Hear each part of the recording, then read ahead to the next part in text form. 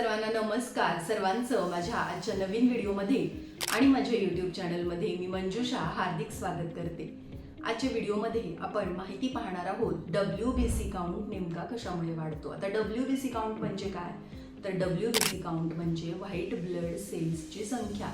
White blood cells म्हणजे काय, white blood cells म्हणजे पांढऱ्या रक्तपेशी, ज्याला सैनिक पेशी असं देखील म्हटलं जातं. सैनिक पेशी का, तर त्या पेशी आपल्या शरीराचं संरक्षण करत असतात. कुठल्याही प्रकारचं इन्फेक्शन ज्यावेळी शरीराला होतं त्या इन्फेक्शनपासून वाचवण्याचं महत्त्वाचं काम या WBC व्हाईट ब्लड सेल पांढऱ्या रक्तपेशी करत असतात. आणि त्यामुळेच ज्यावेळी एखादं इन्फेक्शन होतं, बॅक्टेरियल इन्फेक्शन होतं, व्हायरल इन्फेक्शन होतं, त्यावेळी आपल्या शरीरातील WBC काउंट वाढलेला आहे असं आपल्याला लक्षात येतं. आता फक्त इन्फेक्शन होणं हेच कारण आहे का WBC वाढण्याचं, तेच आपण आजच्या व्हिडिओमध्ये पाहणार आहोत. मागे मी WBC काउंटवर एक व्हिडिओ केला होता. त्या व्हिडिओखाली अनेक कमेंट्स आल्या होत्या की आमचा WBC काउंट एवढा झाला आहे, काय करायचं, हे कुठल्या आजाराचं लक्षण आहे, आम्हाला कुठला आजार झाला असेल का. तर असे अनेक प्रश्न होते आणि त्या अनेक प्रश्नांची उत्तरं आज मी देण्याचा प्रयत्न करणार आहे. तर व्हिडिओ माहितीपूर्ण असणार आहे, व्हिडिओ पूर्ण पहा. आता फक्त इन्फेक्शन असेल तरच WBC काउंट वाढतो का, कुठल्या प्रकारचे इन्फेक्शन असेल तर WBC काउंट वाढतो, तर पहिलं म्हणजे इन्फेक्शन हे WBC काउंट वाढण्याचं एक कारण आहे. अनेक कारणांपैकी एक कारण आहे, एकमेव कारण नाही. बाकी देखील अनेक कारणं असू शकतात की ज्यामुळे आपल्या शरीरातील WBC काउंट हा वाढलेला असतो. WBC काउंट नॉर्मली किती असतो, तर WBC काउंट हा नॉर्मली 5,000 ते 11,000च्या दरम्यान असतो. आणि हा काउंट यापेक्षा अधिक वाढला तर आपण काही इन्फेक्शन झालं आहे असं म्हणू शकतो. इन्फेक्शन कुठल्या प्रकारचं, तर बॅक्टेरियल किंवा व्हायरल इन्फेक्शन दोन्हीमध्ये देखील WBC काउंट वाढलेला असतो. जनरली बॅक्टेरियल इन्फेक्शनमध्ये न्यूट्रोफिल्स वाढलेले असतात आणि व्हायरल इन्फेक्शनमध्ये तुम्हाला मोनोसाइट्स वाढलेले दिसतात. तर आता आपल्याला बघायचं आहे आणखी काय कारण असू शकतं. इन्फेक्शन हे तर एक कारण झालं, इन्फेक्शनमुळे WBC काउंट वाढतो हे आपल्याला कळलं. पण दुसरं कारण काय असू शकतं, तर दुसरं कारण म्हणजे इन्फ्लमेशन, म्हणजे शरीराच्या अंतर्गत कोणत्याही अवयवाला जर सूज आली असेल किंवा दाह होत असेल तर त्यामुळे देखील आपला WBC काउंट वाढू शकतो. त्यामुळे इन्फ्लमेशन हे देखील WBC काउंट वाढण्याचं एक कारण असू शकतं. तिसरं म्हणजे काय, जर तुम्ही स्मोकिंग करत असाल तर स्मोकिंगमुळे देखील WBC काउंट वाढतो.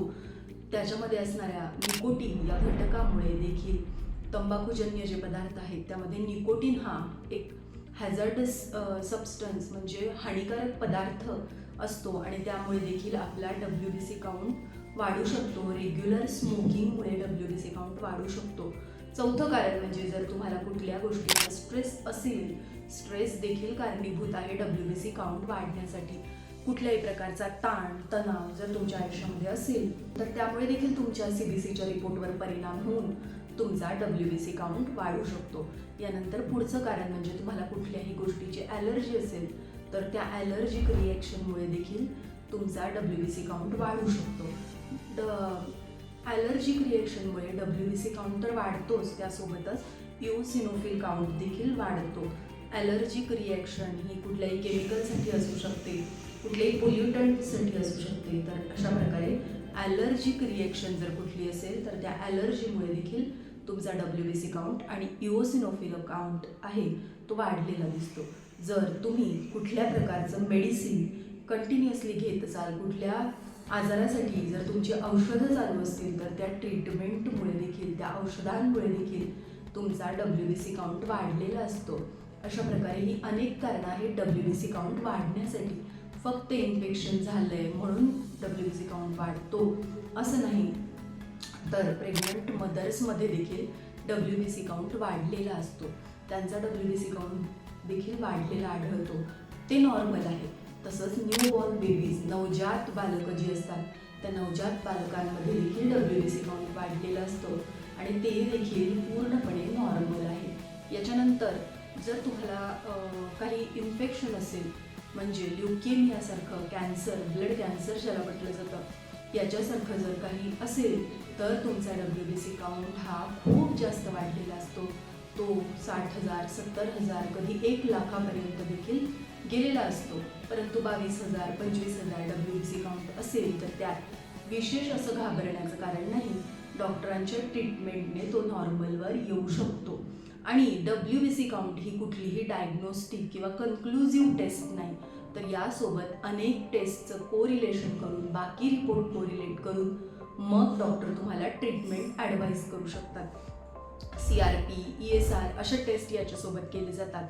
परत डिफरन्शियल काउंट काय आहे ते देखील मॅटर करतं. डिफरन्शियल काउंटवरून देखील डॉक्टर डायग्नोज करू शकतात की तुम्हाला काय झालेलं आहे, आणि हे डायग्नोज करून मग डॉक्टर ट्रीटमेंट ॲडवाईज करतात. त्यामुळे WBC काउंट वाढला आहे म्हणून तुम्ही तुमच्या मनाने कुठलंही अँटीबायोटिक घेऊ नका, कुठलीही ट्रीटमेंट करू नका. ते रिस्की असू शकतं, ते तुमच्या आरोग्यासाठी घातक असू शकतं. अशा प्रकारे अनेक कारणं आहेत की ज्यामुळे तुमचा WBC count, white blood cell count वाढलेला असतो, आणि अनेक टेस्ट सोबत कोरिलेशन केल्यावरच त्याचं आपल्याला नेमकं कारण कळू शकतं. अशा प्रकारे व्हाईट ब्लड सेल्स विषयीची माहिती आजच्या व्हिडिओमध्ये घेतली. व्हिडिओ कसा वाटला ते कमेंटमध्ये नक्की कळवा. आरोग्यविषयक माहिती देणारे व्हिडिओज मी माझ्या चॅनलवर नेहमी घेऊन येत असते. व्हिडिओ आवडला असल्यास चॅनलला सबस्क्राईब करायला विसरू नका. धन्यवाद.